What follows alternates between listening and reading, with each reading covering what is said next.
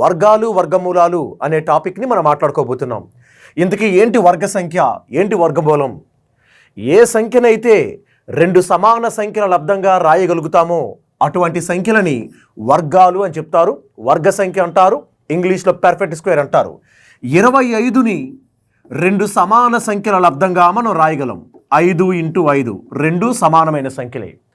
అలాగే 36ని -6 × -6 అని రాయగలం. ఇద్దరూ సమానమైన సంఖ్యలే. అలా ఏ సంఖ్యనైతే రెండు సమాన సంఖ్యల యొక్క లబ్ధంగా రాయగలుగుతుంటామో అటువంటి సంఖ్యలన్నీ కూడా వర్గ సంఖ్యలు అవుతాయి.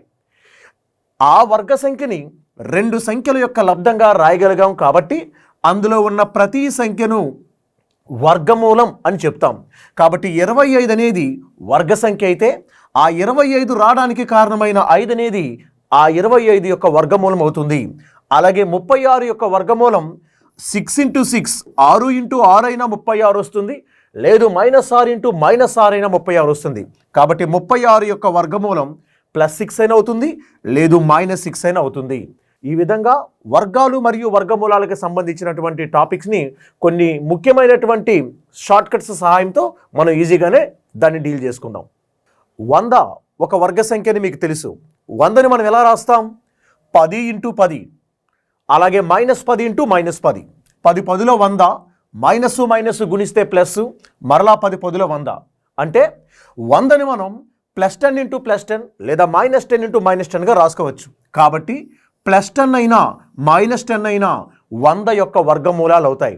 అయితే ఇందులో ఉన్నటువంటి +10ని 100 యొక్క ప్రధాన వర్గమూలము అని చెప్తారు. ప్రధాన వర్గమూలము అన్నామంటే తప్పనిసరిగా పాజిటివ్ నెంబర్ తీసుకోవాలని అర్థం. కాబట్టి 100 యొక్క వర్గమూలం ఎంత అని అడిగినట్లయితే +10 అవ్వచ్చు, -10 అవ్వచ్చు. కానీ 100 యొక్క ప్రధాన వర్గమూలం ఎంత అని అడిగినట్లయితే తప్పనిసరిగా మనం +10ని మాత్రమే సమాధానంగా చెప్పవలసి ఉంటుంది. ఇక్కడ మీకు బోర్డు మీద 20 సంఖ్యల యొక్క వర్గాలు కనబడుతున్నాయి చూడండి. 1 స్క్వేర్ దగ్గర నుంచి 20 స్క్వేర్ వరకు నేను వర్గ సంఖ్యలు రాశాను.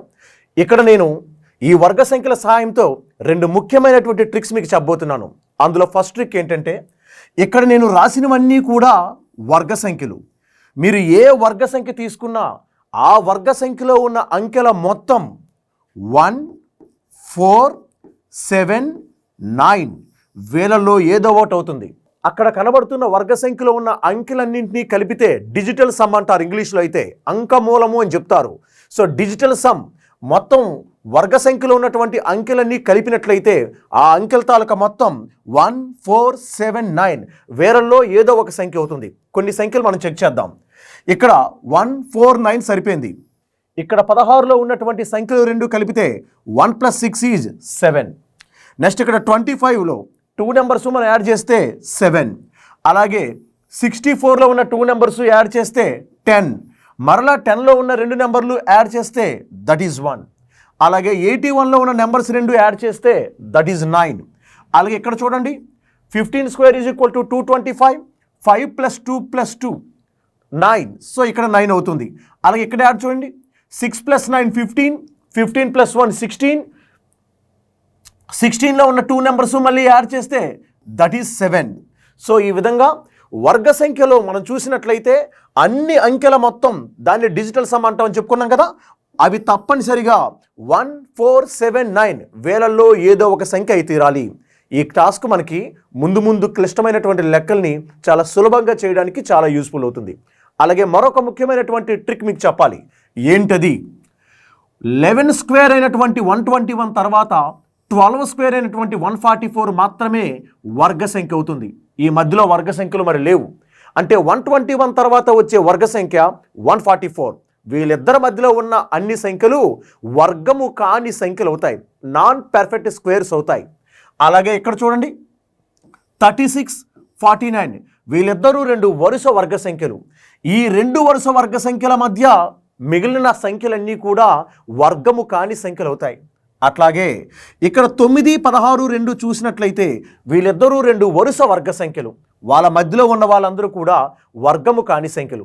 అయితే మన డిఎస్సి వారికి ప్రశ్నలు అడుగుతున్నాడంటే 100 స్క్వేర్కి 101 స్క్వేర్కి మధ్యన గల వర్గము కాని సంఖ్యలెన్ని అని అడుగుతున్నాడు. సో అందుకోసం ఏం చేస్తున్నామంటే 3 స్క్వేర్ అయినటువంటి 9కి 4 స్క్వేర్ అయినటువంటి 16కి మధ్యన వర్గము కాని సంఖ్యలు ఎన్ని ఉన్నాయో చెక్ చేయబోతున్నాం. సో 9కి 16కి మధ్యన ఉన్న సంఖ్యలు ఎవరు? 10, 11, 12, 13, 14, 15. ఇవి వర్గము కాని సంఖ్యలు. అవి 9కి 16కి మధ్యలో ఉన్నాయి. ఎన్ని ఉన్నాయో ఒకసారి కౌంట్ చేద్దామా? 1 2 3 4 5 6. కరెక్ట్గా 6 ఉన్నాయి. ఎవరెవరి మధ్య ఉన్నాయి? 3 స్క్వేర్కి 4 స్క్వేర్కి మధ్యలో ఉన్నాయి. కాబట్టి 3 స్క్వేర్కి 4 స్క్వేర్కి మధ్య ఉన్న వర్గము కాని సంఖ్యల యొక్క సంఖ్య ఆ స్క్వేర్ని కిందకి దించి నెత్తి మీద ఉన్నటువంటి ఘాతాంకాన్ని కిందకి దించి గుణిస్తే 3 × 2 = 6 అవుతుంది. ఇక్కడ ఉన్న నెంబర్స్ కూడా 6 అవుతున్నాయి. సో దీన్ని బట్టి మనకేం అర్థమవుతుందంటే n² అయినటువంటి వర్గ సంఖ్యకి n తర్వాత వచ్చిన n+1² అనే వర్గ సంఖ్యకి మధ్యలో ఉన్న సంఖ్యలన్నీ కూడా వర్గము కాని సంఖ్యలు అవుతాయి. ఆ వర్గము కాని సంఖ్యలు ఎన్ని ఉంటాయి అని అన్నట్లయితే ఆ పవర్ని కిందకి దించి గుణించాలి కాబట్టి 2n అవుతాయి. సో 2 వరుస వర్గ సంఖ్యల మధ్య ఉన్న వర్గము కాని సంఖ్యల యొక్క సంఖ్య 2n అవుతుంది. ఇదొక లాజికల్ రూల్. అలాగే డిజిటల్ సమ్ 1479 అనేటువంటి లాజికల్ రూల్స్ యూజ్ చేసి కొన్ని క్లిష్టమైనటువంటి సమస్యలను మనం ఈజీగా సాల్వ్ చేయొచ్చు. బోర్డు మీద ఎగ్జిబిట్ అయినటువంటి ప్రశ్న ఒకసారి అబ్జర్వ్ చేయండి. క్రింది వాణిలో ఏది ఒక సంపూర్ణ వర్గ సంఖ్య అగును అని ఇచ్చారు. ఇది టెట్ పేపర్ 2 నుంచి కలెక్ట్ చేసినటువంటి ప్రశ్న. ఆప్షన్లు అన్నీ కూడా పెద్ద పెద్ద నెంబర్లే, 6 డిజిట్ నెంబర్స్ ఇచ్చారు. సో వీటినన్నిటినీ నార్మల్ ప్రాసెస్ ప్రకారం ఏది వర్గ సంఖ్య అనుకుని చెక్ చేసుకుంటూ వెళ్ళడం చాలా టైంతో కూడుకున్నటువంటి పని. కాబట్టి దీన్ని మనం అనుకున్న డిజిటల్ సమ్ కాన్సెప్ట్తో చూద్దాం. ఒక వర్గ సంఖ్య అవ్వాలంటే తప్పనిసరిగా డిజిటల్ సమ్ ఏమవ్వాలని చెప్పాం? 1 4 7 9. సో అందులో ఉన్న అంకెలన్నీ కలిపితే 1479 అవ్వాలని చెప్పాం. సో ఆ డిజిటల్ రూల్ అనే దాన్ని యూజ్ చేసి ఇందులో ఏది వర్గ సంఖ్య అనేది మనం చూద్దాం. సో ఫస్ట్ దీన్ని యాడ్ చేస్తున్నాం చూడండి. 4 + 8 12. 12కు 2 యాడ్ చేస్తే 14, 20, 26, 35. సో ఇక్కడ అన్నిటినీ యాడ్ చేస్తే 35 వచ్చింది. మరలా 35లో ఉన్న 35ని కూడా యాడ్ చేస్తే 8 అనేది వచ్చింది. సో డిజిటల్ సమ్లో 1479 తప్ప 8 లేదు కాబట్టి ఇది మనకి రాంగ్ ఆన్సర్. ఇది వర్గ సంఖ్య కాదు. నెక్స్ట్ చూడండి. 1 + 8 9, 9 + 2 11, 11 + 6 17, 17 + 6 23, 23కి 9 యాడ్ చేసినట్లయితే 32. సో 32 వచ్చింది. 32లో ఉన్న 2 డిజిట్స్ మనం యాడ్ చేస్తే 5 అనేది వస్తుంది. మన లిస్ట్లో 5 లేదు కాబట్టి ఇది కూడా వర్గ సంఖ్య కాదు. దీని దగ్గరికి వద్దాం. 8 + 2 10, 10 + 9 19, 19 + 9 28, 28కి ఇక్కడ మన 12 యాడ్ చేద్దాం. 28కి 12 యాడ్ చేసినట్లయితే 40. అక్కడ 40 వచ్చింది. 40లో ఉన్న 2 డిజిట్స్ని మళ్ళీ యాడ్ చేస్తే 4 అనేది వస్తుంది. చూడండి, 4 + 0 4. మన లిస్ట్లో 1479లో ఏదొచ్చినా పర్వాలేదు కాబట్టి సో మనకి 4 అనేది ఆప్షన్లో ఉంది కాబట్టి సో 96628 అనేది ఒక వర్గ సంఖ్యగా మనం ఆన్సర్గా టిక్ పెడుతున్నాం. నెక్స్ట్ క్వశ్చన్ కూడా చూడండి. క్రింది వాటిలో ఏది సంపూర్ణ వర్గ సంఖ్య అడుగుతున్నారు. సో ఇక్కడ మళ్ళీ 4 ఆప్షన్స్ ఇచ్చారు. ఈ 4 ఆప్షన్స్ నుంచి ఏది సంపూర్ణమైన వర్గ సంఖ్య సెలెక్ట్ చేద్దాం. మన డిజిటల్ సమ్ వాడదాం. 1 4 7 9. అంకెలన్నీ కలిపితే వేలల్లో ఒక సంఖ్య రావాలి. అయితే మరొక రూల్ ఏంటంటే ఒక వర్గ సంఖ్య యొక్క ఒకట్ల స్థానంలో అంటే చివరిలో ఒక వర్గ సంఖ్య యొక్క ఒకట్ల స్థానంలో 2 3 7 8 అనే అంకెలు ఒకట్ల స్థానంలో ఉండవు. ఏ వర్గ సంఖ్యని మీరు అబ్జర్వ్ చేసినా ఒక వర్గ సంఖ్య యొక్క ఆఖరి స్థానంలో అంటే ఒకట్ల స్థానంలో 2 3 7 8 అనే నెంబర్స్ ఉండవు. ఆ లాజిక్ ప్రకారం చూస్తే ఒకట్ల స్థానంలో 3 ఉంది కాబట్టి ఇది వర్గ సంఖ్య కాదు. ఒకట్ల స్థానంలో 2 ఉంది కాబట్టి ఇది వర్గ సంఖ్య కాదు. ఈ 2 ఆప్షన్లో మనకి కావాల్సినటువంటి సమాధానం ఉంది. సో ఈ రెండింటినీ మనం డిజిటల్ సమ్ చేద్దాం. మనకి ఎవరైతే 1479 వస్తారో వారిని మన ఆన్సర్గా టిక్ పెడదాం. 6 + 5 11, 11 + 7 18. కలిపితే 18 వచ్చింది. మరలా ఆ 2 డిజిట్స్ కలిపితే 9 వచ్చింది. మన లిస్ట్లో 9 ఉంది. సో ఇది రైట్ ఆన్సర్. దాన్ని కూడా ఒకసారి చెక్ చేద్దాం. 6 + 4 = 10, 10 + 7 = 17. కలిపితే 17 వచ్చింది. 17ని యాడ్ చేస్తే 8 వస్తుంది. మన లిస్ట్లో 8 అనేది లేదు కాబట్టి ఇది కూడా రాంగ్ ఆన్సర్. సో ఒకట్ల స్థానంలో 2378 ఉండవు అని మనకి తెలిసిపోతే రెండు ఆప్షన్స్ అనేవి డిలీట్ అయిపోయాయి. ఇక మిగతా రెండు ఆప్షన్లో డిజిటల్ సమ్ ప్రకారం 1479 ఎవరైతే ఇస్తున్నారో వాళ్ళు మనకి సరైన సమాధానంగా తేలుతున్నారు. So right answer 7056. టెక్స్ట్ బుక్స్లో ఉన్నటువంటి క్వశ్చన్ మాదిరిగా వచ్చా చూడండి ఎగ్జామినేషన్లో. 1728 ఈ 1728 వర్గ సంఖ్య కాదు. ఎందుకు కాదు? ఇంతకుముందే చెప్పాం.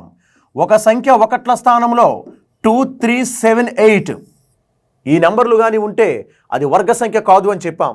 కాబట్టి ఇక్కడ 8 ఉంది కాబట్టి ఇది వర్గ సంఖ్య కాదు. మరి ఈ సంఖ్య వర్గ సంఖ్య అవ్వాలంటే దానికి ఏ కనిష్ట సంఖ్య కలపాలి అని అడిగారు. వాస్తవానికి బార్ మెథడ్లో చేయాలి మనం. ఈ బార్ మెథడ్లో చేయడం అనేది కొంచెం టైం వేస్ట్తో కూడినటువంటి పని. కాబట్టి దీన్ని మనం సింపుల్గా ఒక లాజిక్తో దీన్ని సాల్వ్ చేసేద్దాం. ఏంటా లాజిక్? డిజిటల్ సమ్ అనే లాజిక్ వాడబోతున్నాను. 8 + 2 10, 10 + 7 17, 17 + 1 18. సో ప్రస్తుతానికి మనకి 18 వచ్చింది. ఇంకా దాన్ని యాడ్ చేస్తే 9. మన తాలూకా డిజిటల్ సమ్లో 9 అనేది ఉంది. సో ఇప్పుడు కింద ఉన్న ఆప్షన్లో ఉన్న వాళ్ళందరినీ యాడ్ చేయండి. 3 + 6 is 9, 3 + 2 is 5, 3 + 8 is 11. 11ని మళ్ళీ యాడ్ చేస్తే 2, 11ని మళ్ళీ 1 + 1 2, 3 + 0 3. ఇప్పుడు 9 ఉంది కదా, ఈ 9కి కింద ఉన్న ఆప్షన్లు కలపని చెప్తున్నాడు. దానికి కలపవలసిన కనిష్ట సంఖ్య అడుగుతున్నాడు. కాబట్టి కలుపుదాం. 9 + 9 is 18. 18లో డిజిట్స్ మళ్ళీ కలిపితే 9. 9 + 5 is 14. 9 + 5 is 14. 14లో ఉన్న రెండు నెంబర్లు యాడ్ చేస్తే 5. 5 అనేది మన డిజిటల్ సమ్లో లేదు. Next 9 + 2 is 11. 11లో ఉన్న టూ నెంబర్స్ యాడ్ చేస్తే 2. డిజిటల్ సమ్లో లేదు. Next 9 + 3 is 12. 12లో ఉన్న రెండు నెంబర్లు యాడ్ చేసినట్లయితే 12లో ఉన్న టూ నెంబర్స్ యాడ్ చేస్తే దట్ ఈస్ 3. ఇది కూడా మన ఆప్షన్లో లేదు. కాబట్టి ఈ సంఖ్య వర్గ సంఖ్య అవ్వాలి అంటే మనం 9కి 9 యాడ్ చేస్తే 18 అయ్యి అది 9 అవుతుంది. కాబట్టి మన డిజిటల్ సమ్ కాన్సెప్ట్లో 1479లో ఒక నెంబర్ అయినటువంటి 9 వస్తుంది. కాబట్టి మనం కలపవలసిన కనిష్ట సంఖ్య 36 అవుతుంది. దీన్నే ఇంకా సులభంగా చెప్పవచ్చు. ఆల్రెడీ ఇక్కడ 1479 వచ్చాయి అనుకోండి, ఇక దాన్ని మానేసి కింద ఉన్న వాటిని మాత్రమే మనం చూసుకుంటే సరిపోతుంది. ఓకేనా?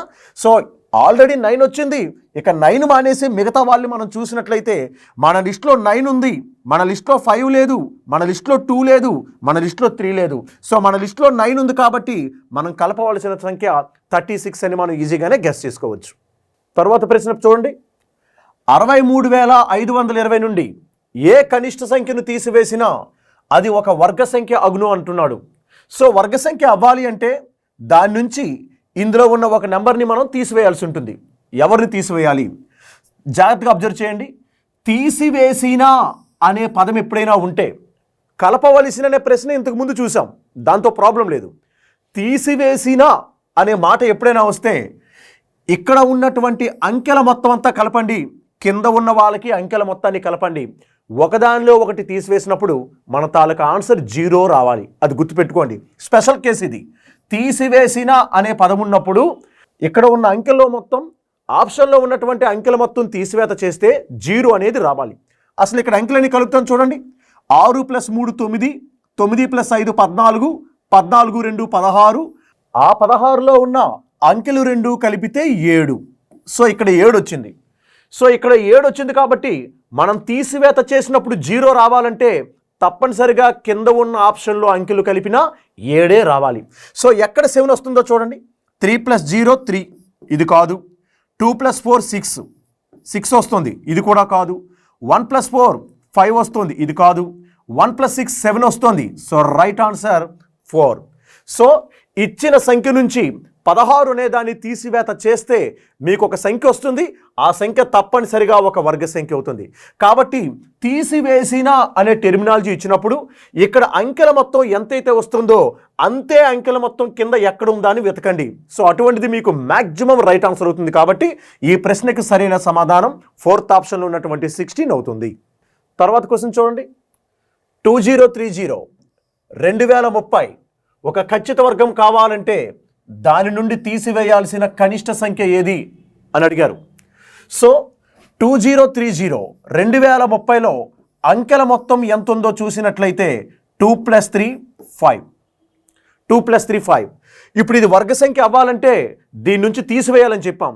తీసివేత చేస్తున్నప్పుడు ఏం చెప్పాం? ఈ నంబర్ నుంచి ఆప్షన్లో ఇచ్చిన వాటిని తీసివేత చేస్తే 0 రావాలని చెప్పాం. సో 0 రావాలంటే కింద ఉన్న ఆప్షన్లు చూడండి. ఇక్కడ 1 + 5 6 అవుతుంది. 5లోంచి 6ని సబ్ట్రాక్ట్ చేయలేం, వదిలేయండి. ఇది 5లో 3 సబ్ట్రాక్ట్ చేస్తే 2 వస్తుంది, 0 రావట్లే, ఫెయిల్ ఇది. 5లో 2 సబ్ట్రాక్ట్ చేస్తే 3 వస్తుంది, 0 రాలే, ఫెయిల్ ఇది. ఇక 5లో 5 సబ్ట్రాక్ట్ చేస్తే 0 అనేది వచ్చింది. సో రైట్ ఆన్సర్ లాస్ట్ ఆప్షన్లో ఉన్నటువంటి 5. సో 2030 నుంచి 5ని మీరు సబ్ట్రాక్ట్ చేసినట్లయితే 2025 అనేది వస్తుంది. ఇది ఒక వర్గ సంఖ్య అవుతుంది. ఈ వర్గ సంఖ్య 45² అవుతుంది. 45 × 45 2025 అనేది వస్తుంది. నెక్స్ట్ క్వశ్చన్ పరిశీలించండి. 16,800 నుంచి ఏ కనిష్ట సంఖ్యను తీసివేసినా వచ్చిన ఫలితము సంపూర్ణ వర్గం అవుతుందన్నాడు. ఇక్కడ కూడా తీసివేయమని చెప్పాడు. Digital sum వాడుదాం.